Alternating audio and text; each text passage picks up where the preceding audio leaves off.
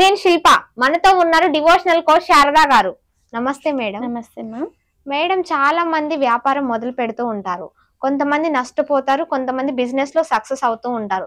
నష్టపోయేవారు నేను ఈ business start చేయకుండా ఉండాల్సింది అనేసి బాధపడుతూ ఉంటారు. అలాంటి వారి కోసం ఒక మంచి ఆలోచనలు ఎలా ఉండాలి, వాళ్ళ ఆలోచనలు ఎలా ఉండాలి, వాళ్ళు బిజినెస్ లో సక్సెస్ అవ్వాలంటే ఏం చేయాలి, మంచి చెప్పరా మేడం? తప్పకుండా చెప్దాం నాన్న. నవేడేస్ కరోనా పాండమిక్ సిచ్యువేషన్ తర్వాత బిజినెస్ అనేది ఎంత డౌన్ అయ్యిందంటే పాపము ఉద్యోగాలు ఉన్న వాళ్ళకి, ప్రభుత్వ ఉద్యోగాలు ఉన్న వాళ్ళకైతే నెల నెల జీతాలు పడ్డాయి. ఈ ప్రైవేట్ ఉద్యోగాలు ఉన్న వాళ్ళకి, వ్యాపార సంస్థలకి చాలా లాస్ అయిపోయింది. బాగా స్టెబుల్ గా ఉన్నారంటే హాస్పిటల్స్ కి పేషెంట్లు వచ్చారు కాబట్టి వాళ్ళు మనం సంపాదించింది మొత్తం హాస్పిటల్కే సరిపోయింది కదా. వ్యాపారం చేసే వాళ్ళకు కూడా సంపాదించిందంతా అలా హాస్పిటల్కి వాటికి వీటికి ఇలా ఖర్చు అయిపోయింది. చాలా పెద్ద సిచ్యువేషన్ నుంచి మనం బయటపడ్డాము. ఆ మహమ్మారి పేరు చెప్పుకోవటానికి కూడా నాకు మనసు రావట్లేదన్నమాట. అతలాకుతలం చేసి వెళ్ళింది అన్నమాట. అలా వ్యాపారం డెవలప్ కాక కొంతమంది చాలా చాలా ఇబ్బంది పడ్డారు. అలాంటి వాళ్ళు ఇప్పుడిప్పుడే కోలుకొని వాళ్ళ వ్యాపారాలని కొంచెంగా డెవలప్ చేసుకుంటున్నారు. చాలా సంతోషపడాలి. అలా ఎవరైనా గనుక వ్యాపారం సరిగ్గా జరగట్లేదు, ఇప్పుడు 10 షాపులు ఉంటాయి. ఒకరు అనుకుంటారు ఆ షాప్ లో బాగా జరుగుతుంది, ఈ షాప్ లో బాగా జరుగుతుంది, ఈ షాప్ లో బాగా జరుగుతుంది, నా షాప్కే జనాకర్షణ లేరు, మనుషులు రావట్లేరు అని వాళ్ళు ఫీల్ అవుతూ ఉంటారు కదా. ఇప్పుడు ఒక షాప్ పక్కన ఒక షాప్, ఒక షాప్ పక్కన ఒక షాప్, 100 షాపులు ఉన్నా కూడా మనకు జరగాల్సిన బిజినెస్ మనకి జరుగుతుంది, వాళ్ళకి జరగాల్సిన బిజినెస్ వాళ్ళకి జరుగుతుంది. మనం ఏమనుకుంటామంటే వాళ్ళకి బాగా జరుగుతుంది, నాకు బాగా జరగలేదని మనమే నెగిటివ్ గా అనుకుంటూ ఉంటాం. కాబట్టి అది మనకి జరగదు.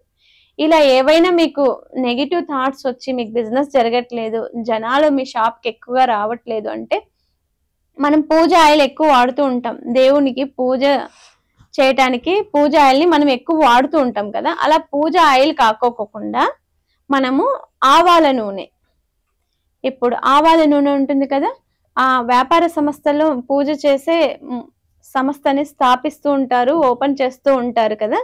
అలాంటి పూజా స్థానంలో ఎవరికైతే సరిగ్గా ధనాకర్షణ జరగట్లేదు అని అంటారో ప్రతి ఒక్కరు కూడా ఈ నువ్వుల నూనె బదులు లేకపోతే పూజ ఆయిల్ బదులు ఆవాల నూనెతోటి దీపం పెడుతూ ఉన్నారనుకోండి, రోజు రోజుకి వాళ్ళకి జనాలు వస్తేనే కదా వ్యాపారం జరుగుతుంది. కనీసం చూడటానికి వచ్చిన వాళ్ళు ఏదో ఒకటి కొనటానికైనా ప్రయత్నం చేస్తుంటారు కదా. ఆ జనాకర్షణ అనేది జరిగింది అనుకోండి, వాళ్లకు ధనాకర్షణ అనేది ఆటోమేటిక్ గా జరుగుతుంది. ఎవరైతే ఈ బాధతో ఇబ్బంది పడుతున్నారు, వ్యాపారం సరిగ్గా జరగట్లేదు అని ఎవరైనా ఫీల్ అయిన వాళ్ళు ఈ ఆవాల నూనెతోటే దీపం పెడుతూ ఉన్నారనుకోండి, ప్రతిరోజు పెట్టడానికి కుదరట్లేదు ఆవాల నూనెతో అనుకుంటే ప్రతి శుక్రవారము మంగళవారం ఆవాల నూనెతోటి అఖండ దీపం పెట్టేస్తే గనుక మంచిగా వాళ్ళ వ్యాపారం అనేది దినదినాభివృద్ధి జరిగిపోతుంది. ఒకేసారి లిఫ్ట్ ఫస్ట్ ఫ్లోర్ నుంచి లాస్ట్ ఫ్లోర్ కి ఎక్కేస్తుందా మేడం అంటే అట్లా కాదు. రోజు రోజుకి ఇంతకు ముందు 10 మంది రాని షాప్ కి 10 మంది వచ్చేలాగా మన రోజు రోజుకి కస్టమర్స్ అనేది పెరిగిపోతూ ఉంటారు. ఇంకా వ్యాపారం బాగా అభివృద్ధి అవ్వాలి అంటే ఈశాన్య మూల ఉంటుంది కదా మనకి పూజా స్థానం కానీ, లేకపోతే షాప్ కి ఈశాన్య మూల ఉంటుంది కదా, అక్కడ రాగి చెమ్ముని బాగా శుభ్రంగా కడిగి అందులో నీళ్లు వేసి ఎర్రటి మందారం పెట్టి ఆ డోర్ లో పెట్టండి. మీ షాపుకు ఉన్నటువంటి నెగిటివ్ ఎనర్జీ అంతా వెళ్ళిపోయి పాజిటివ్ ఎనర్జీ అంటూ వస్తుంది. ఆ నీళ్ళని ప్రతిరోజు మీరు షాప్ తీసే ముందు చెమ్ముని నీటిగా తోమండి, నీళ్లు పెట్టండి. మళ్ళీ ఒక ఎర్రటి మందారం పువ్వు కానీ, ఎర్రటి గులాబీ పువ్వుని కానీ, ఏదైనా ఎర్రటి గన్నేరు పువ్వుని కానీ అందులో వేసి పెట్టండి. మీకు రోజుకి వ్యాపార అభివృద్ధి అనేది ఖచ్చితంగా జరుగుతుంది.